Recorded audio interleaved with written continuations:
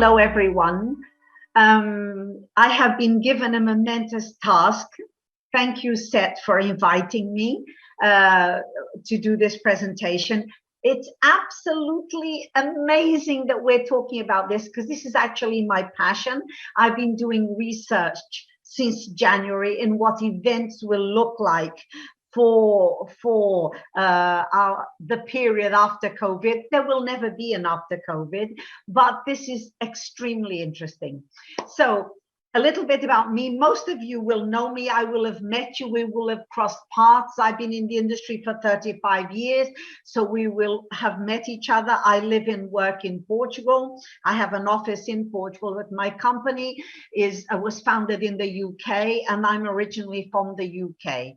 And of course, I chose to live in the sunshine.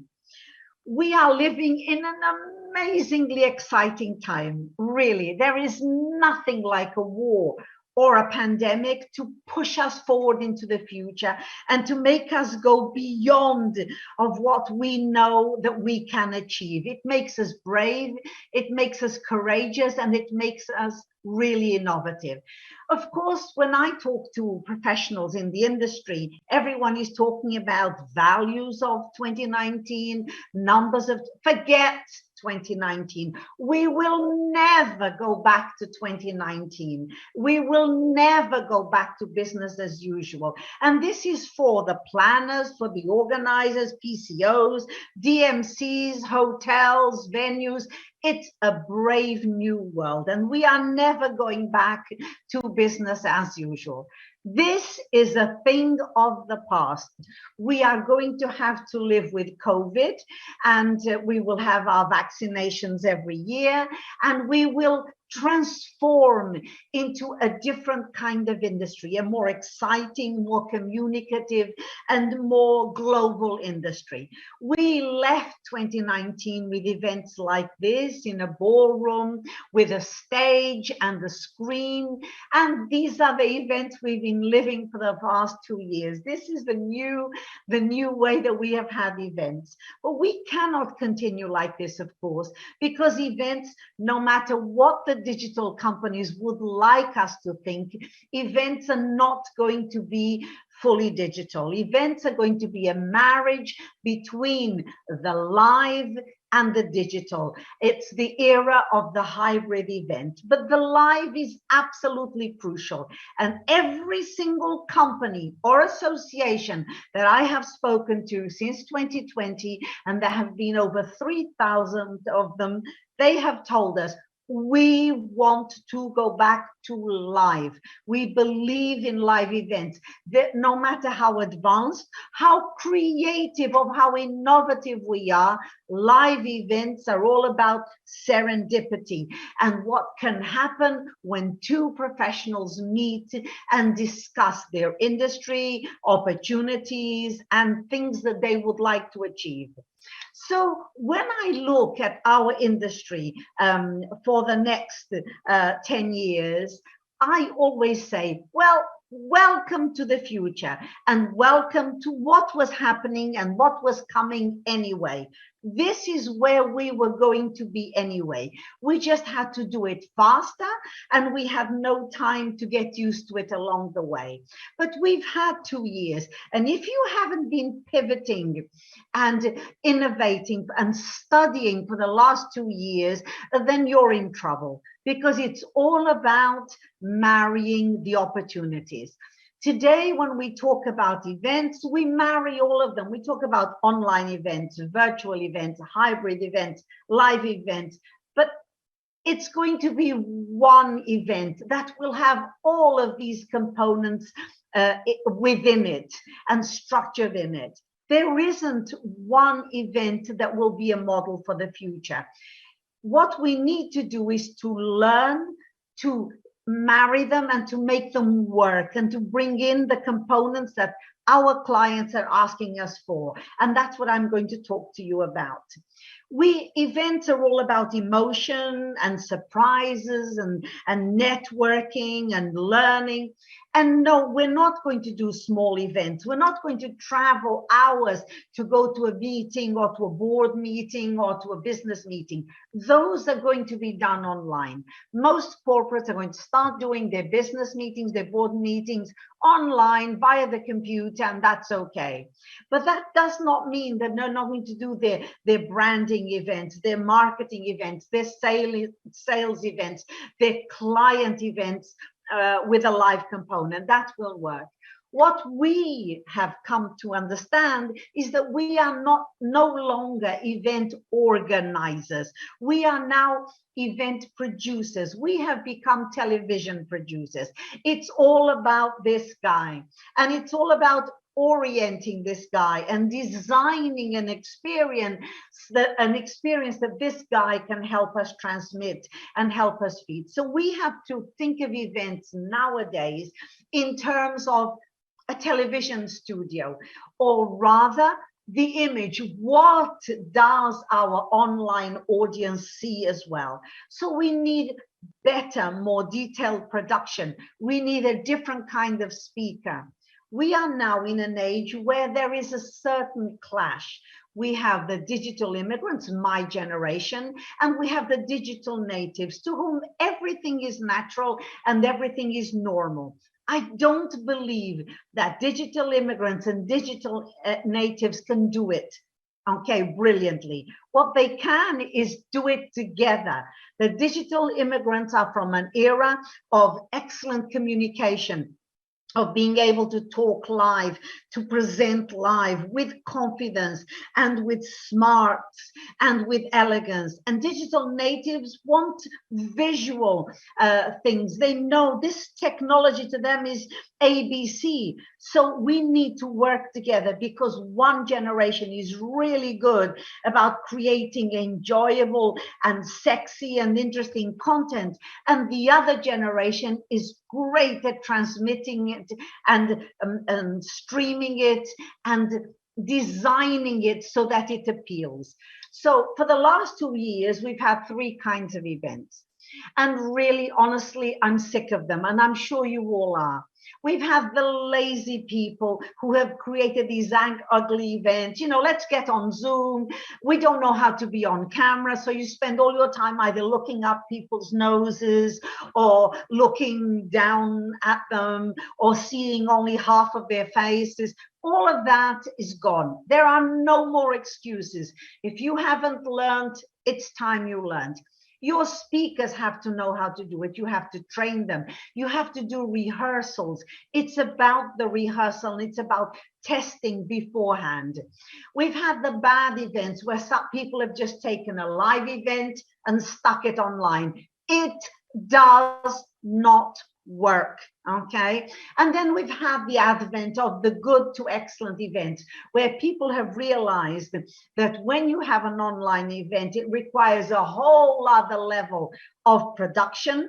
And when you have a hybrid event, you need to think of it as 2 different events, one that communicates to a live audience, and then a specially designed content for the online audience. The online audience cannot just be fed in and receive what is live, and vice versa. It is very important that there is a design in place of 2 events. They are in fact 2 events.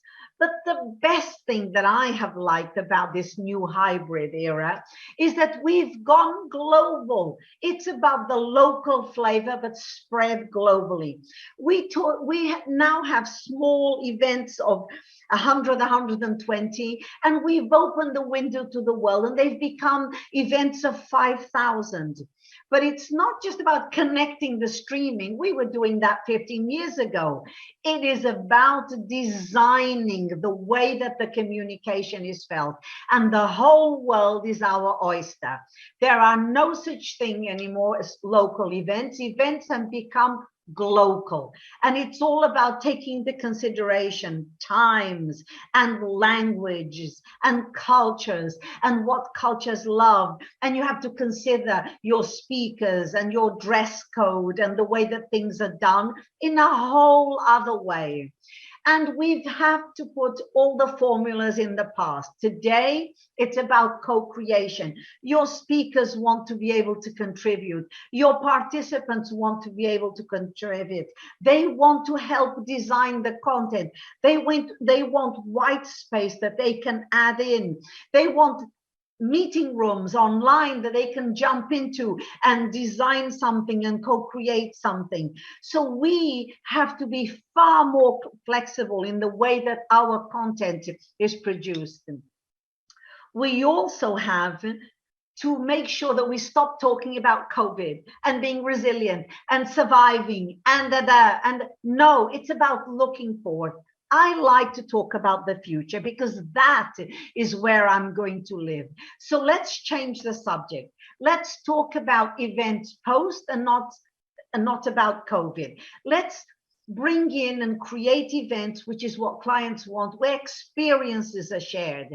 This is how I do it. This is how it is done. We need to have leaders on stage that are no longer afraid of speaking and sharing their secrets, sharing how they did things, sharing their experience. We are no longer going to have endless, mind-blowing, boring presentations. Presentations now have to be short, sharp, and sweet. 15, 20 minutes, and they have to be igniters. You have to have someone that provokes people, primes them for the discussion. Yes, you start in the ballroom with a keynote speaker that speaks for 15, 20 minutes, but his job is not to act like an intellectual, distant person. His job or her job is to provoke thought, to provoke debate, to provoke discussion, and then people go off into different rooms and discuss. And so these people are going to inspire discussion, inspire debate. There is far more knowledge in the audience totally than there is in one speaker on stage. So we're moving away from content design to content strategy. We have to choose themes that will last 3 to 4 hours, not one keynote speaker. The keynote speaker starts the conversation, gets the debate going, but then people go off and they discuss and they go delve deep into the subject. They learn, they share, they connect. It is very important that we end these great long speeches on stage. Speakers are no longer people who talk from a PowerPoint. Speakers have to be edutainers. They have to bring in education, know-how, expertise, but they have to entertain. They have to be able to connect with people. They have to touch the audience. They have to interact. They have to be ready to receive interruptions and to get people to chip in and to give and connect with them. You have to be able to have speakers that are not afraid to bring in the audience to participate, to sit on the stage with them. So you know about this subject, come up and sit with me. So what's your perspective on this? It's all about interactivity. Nobody is going to be passive anymore. There is no passivity. Audiences will get bored and they will judge your event with their feet by walking out. So you have an online audience. The live audience is to provoke. The online audience goes into their little rooms. The live audience goes into their little rooms, and you create a moderator for online, a moderator for live, 2 different moderators, 2 different people who are talking in the break. There are no silent coffee breaks. In the coffee break for the online audience, you bring the speaker on stage and they sit down and you ask them questions and your live audience can interact with them. You have to design 2 parallel events, okay? It's the end of the sage on stage. Nobody wants to sit passively and listen. You lose your online audiences. Your online audiences have to be continually fed and continually excited and continually brought in. When your people go off to a break, they can't. You can give them a break, but you have to have entertainment. You have to have topics. You have to have speakers. You need more of this. You need this live, but you also need it online, because the online has led people to expect to talk to each other in chat rooms. You now have to create the same chat rooms in the live. So you have your sage on stage, then you have more of this. Fireside meetings that are disruptive, that are not passive with an audience, that people can interact with the speaker, that are like this, that you set them tasks and they go away and solve those tasks, or you set them predefined questions, 4 to 5 questions, that they go away and debate these issues and then bring back something. You have more of these rooms. This is one of the hotel rooms of a recent meeting. Look at the chairs, they're all different. It was not because we didn't have enough chairs. It was because we wanted to create an interactive space with different kinds of chairs so that it's more relaxed. People feel more kind of part of the reflecting their home and the meetings that they've had now. They can pick up their chair and turn it around and create a little hub during the presentation when you launch questions. It's all about changing the venues, changing the emotion of the room, changing. And it's not about morning till night, blah, blah, blah, blah. 2 speakers and then breakouts and firesides and entertainment and an exercise and the singer and the juggler. It's about learning skills. It's also about being creative with your venues now. Nobody has any more tolerance. So yes, we have this major ballroom, but now we want to go outside and have fireside chats outside, and we take our chairs and we meet outside the way that we meet online. It's about creating your own space. Go freely where you want. This is a great opportunity for the venues, because the venues can start creating spaces all around the venue, not just inside. And for places like Greece, well, this is a great advantage because you have great weather. It's more complicated for the UK, for example, and their rain. Participants no longer want to sit for hours. They want to be set tasks to design something. They want to stand, they want to move. So it's very, very important that you create this reflection online as well, so that you set tasks to the people who are online. So it's about creating different emotions for the different audiences, moments they share, and moments that they do separately and then come back and meet again. So it's more of multi-venues rather than one venue. It is also about, we've all been talking for years about return on investment. Sorry, guys, now it's return on emotion. If your event is not connecting to online audiences, you haven't designed it, you haven't got a presenter for the line audience, they don't get to interact with the speakers, they don't connect emotionally to the audiences. So of course they're going to kind of listen, have the screen on, walk away, come back at 3 in the afternoon, etc. You have to continually be making sure that you make deposits into their emotional bank account so that they connect to you and they stay connected to you. This is fundamental. The online audiences, it is very important that they connect. And then the whole experience of live, you have to be able to reflect it into the online. When you have the gala dinners or the networking events, nothing stops the online audience from having one too. So design one for the online audience. But don't forget that your live audiences also want emotions. You can't just have the same old event that you always had. Nowadays, everything is content. They want to come back. For the audience to be worth to travel to a destination, there must be a value in it, because you can do it hybrid now. So in order for you to connect to them, you must include other things today. Yes, food. For example, Greek food is great, but think of meals as educational content as well. Think of sustainability. Think of making sure that people eat products that are unique to Greece, that are grown within 100 kilometers of where they are. Teach them about those products, involve them in the products, involve them in the places where they were going, teach them about that, help them, teach them how to cook the products, give them a lesson, involve everything about your destination in the education. So the education doesn't have to be just intellectual at the content level, but bring them into the feeling and the emotion of the destination.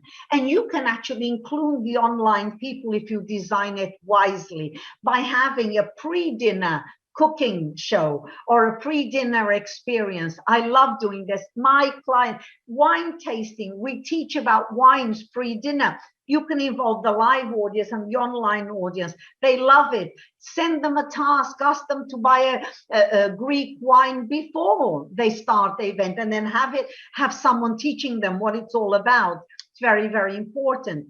Networking, we're now handling generations that are not used to going up to people and talking to strangers. So think of networking in a whole other different way. Think of networking as task-based. Make it structured. Make sure that when people do network, they have a task, an exercise to do. This is a little example. Make it gamified. Before they leave the room, give them something that they must achieve during the coffee break.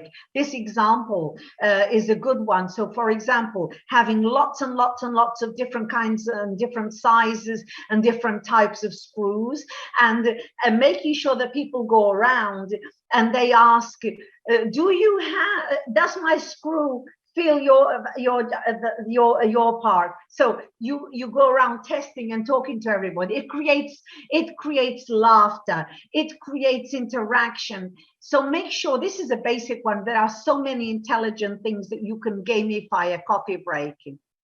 Think of the environment. This is no longer an option. This is absolutely crucial. Online, offline. Think about the tasks, how you are going to make sure that you tell people and you involve them in doing something which is environmentally friendly, that will leave a legacy, that will matter. The audience doesn't have to be in Greece to contribute and to do something. Think about people too. What can I do? What kind of legacy? What kind of social responsibility can I involve people in? What can I do? Think about interacting with something. You have the ability to get people to design, solve problems, solve social issues, contribute to solving a social issue, involve both your audiences in a different kind of experience, but involve them. It's very, very important. People today are very worried and they're very focused on leaving legacies in events. Understand that legacies can be for people, planet, and profit. Involve them in contributing to the destination, even if they are not in the destination. Make sure that your event is not about the extras, about printing mega designs and all sorts of cardboards and all sorts of things. Think about what you will do with those things after, or better not, just don't print them. Think about designing an event, both online and physical, that brings people into leaving some kind of legacy. And think of the environment. And of course, it's all about much more of this. It's all about cleaning and visible cleaning, especially in the live event. But think about how you are impressing your online people. Think about sharing all your regulations and your rules online continuously, so that you are telling the audiences that next year they could come to the live event because we take care and we're going to do it forever. And we're not going to do it just because of COVID. We're going to do it continuously. So this is very, very important. Think about your events, both of them, because I'm separating both of them, even though they are the same event. You have the online and the live. Think of both of them as being high tech, not versus high touch, high tech and high touch. Whether it's online or whether it's live, think about the connection. How are we connecting these people? Are they just observing? Are we involving them? Are we creating networking rooms, social events for the online audiences? Are they particularly designed, or are they just really, really boring? Are we allowing them to interact with our audience? Are we allowing them to interact with our speakers? Maybe we're bringing the speakers into the breaks to interact with the audience. Think about designing specific events, because whether we are talking about technology or live, it is about back to basics. It's about the people, the experience, the emotion that they're feeling. Do not treat your online audience as if they are just something extra.